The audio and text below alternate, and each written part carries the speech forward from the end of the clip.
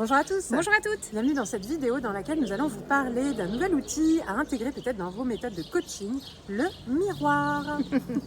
Je me présente Anne-Laure Dabo, je suis coach et co-dirigeante du centre de formation Zen Pro. Cécile Neville, je suis coach et psychologue, mais aujourd'hui c'est vraiment en tant que coach que nous allons vous parler, formatrice aussi, parce que justement on forme des coachs à créer leur propre boîte à outils. Et donc créer sa boîte à outils, ça peut être avec des outils divers et variés. Évidemment des outils de parole, mais parfois des vrais outils matériaux. Et donc là, l'outil en question c'est le Miroir. Miroir, mon beau miroir. Le classique, mais non, on va pas s'amuser à faire que ça. Et encore que. Ça pourrait même être intéressant.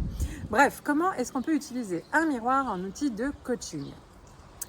Oui, il y a plusieurs possibilités, Mm. mais déjà la première et la plus classique, c'est déjà de se positionner devant le miroir et d'exprimer en fait ce qu'on ressent.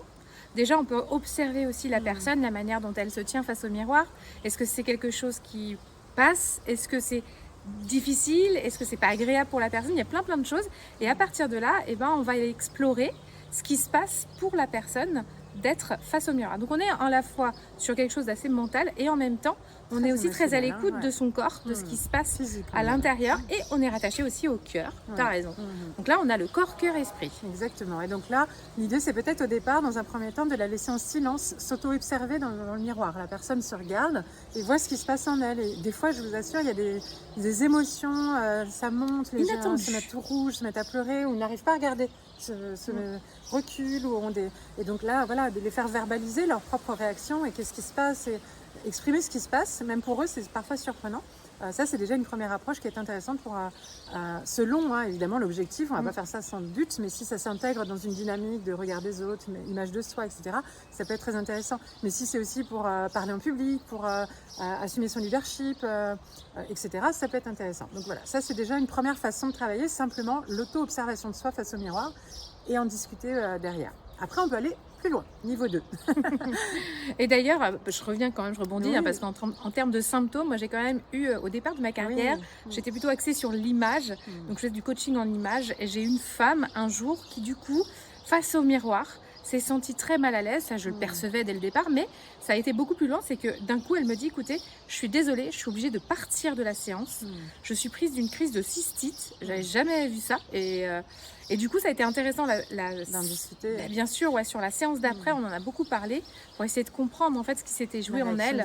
Ouais, tout à fait. Et je me rappelle d'une personne qu'on avait accompagnée, on était toutes les deux à une formation et on avait fait un atelier avec le miroir. Et une personne qui n'arrivait pas du tout à se regarder et qui c'était vraiment impossible pour elle de se voir dans le miroir et elle n'arrivait pas à se parler dans le miroir. Et pareil, on a beaucoup parlé de ça et c'était très intéressant. Après, donc une autre façon, si on va aller plus loin, c'est de lui faire se parler, donc un dialogue face au miroir. Donc avoir de la compassion pour la personne qui est en face d'elle.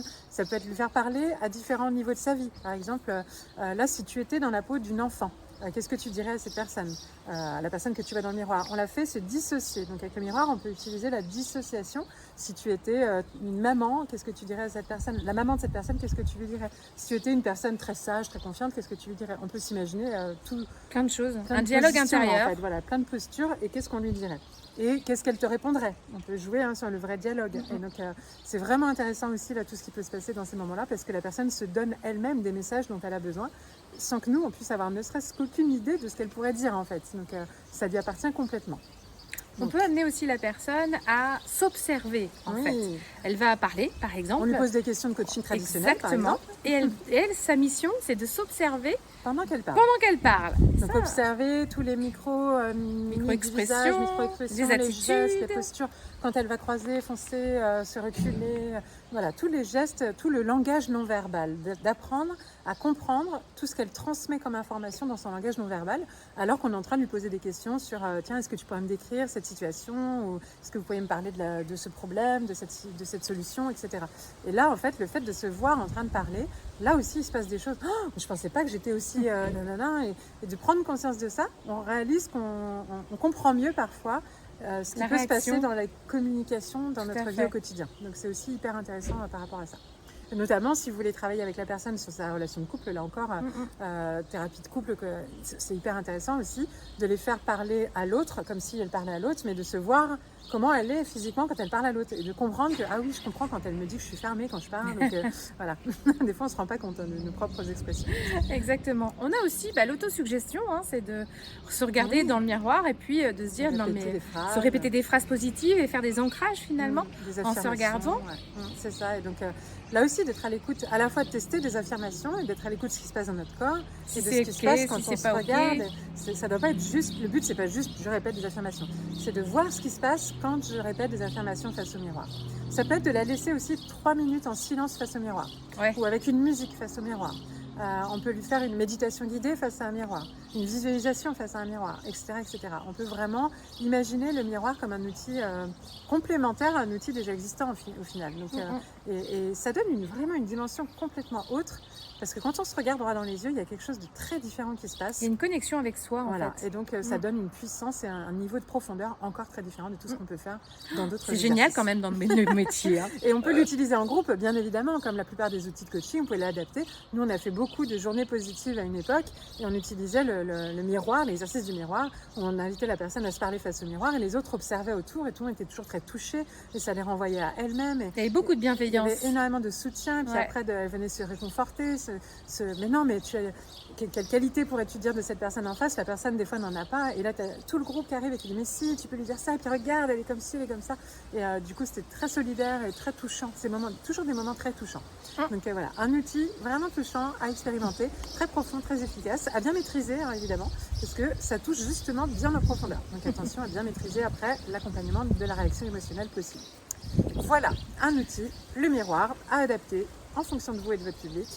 Et puis si vous avez d'autres idées, comme d'habitude, partagez-les-nous en commentaire. Pensez à liker, à vous abonner à la chaîne, évidemment. Et on se retrouve peut-être aussi au sein du réseau Zen Pro, vous serez les bienvenus. On vous retrouve tous les mois pour une masterclass et en attendant, on pourra toujours échanger, vous pourrez faire connaissance avec d'autres professionnels de l'accompagnement. À très bientôt. À bientôt. Et Zen Pro, c'est bien plus que ça. C'est aussi un centre de formation sur lequel vous allez pouvoir retrouver une formation pour devenir coach et encore des tas de formations pour découvrir des outils d'accompagnement. Des formations pour vous spécialiser en tant que coach pour enfants, pour ados ou pour parents. Et puis aussi des outils comme la PNL, l'analyse transactionnelle ou la psychologie positive qui est notre spécialité. Mais déjà, nous sommes heureuses de pouvoir vous offrir un échantillon. Une formation spécialement conçue pour vous. 3 outils d'intelligence émotionnelle à utiliser dans le cadre de vos accompagnements individuels ou de groupe que vous allez avoir offerts et à tester rien que pour vous. Vous allez pouvoir voir si du coup nos formations vous conviennent, si le format est adapté. Vous pouvez aussi venir renforcer votre réseau de professionnels au sein du groupe Facebook du réseau des coachs inspirants et épanouis. On vous dit à très bientôt. À bientôt.